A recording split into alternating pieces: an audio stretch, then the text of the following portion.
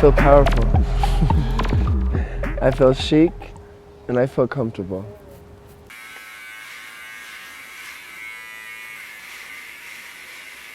I like to carry myself in a really sophisticated way, but never snobby, never stuffy, and you can't take yourself too seriously.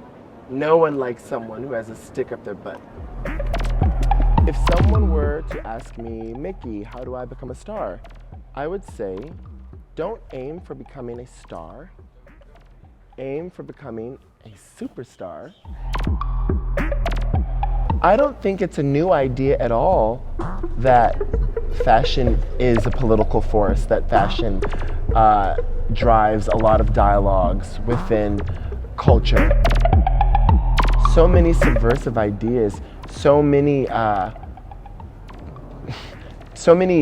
cultural changes, you know, have been spearheaded by dialogues that first began in the fashion industry, you know?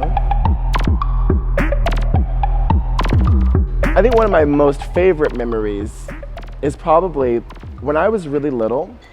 My father would take me to the grocery store in the morning in my pajamas, and he wouldn't and I'll never forget this.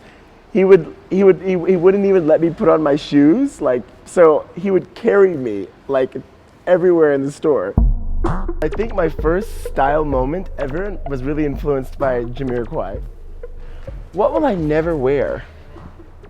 I think fishnets are absolutely horrible, and I always have. I will never wear fishnets. Oscar de la Renta or John Galliano. John Galliano for sure. I think if I could have a wardrobe full of everything designed by John Galliano, I would be really happy.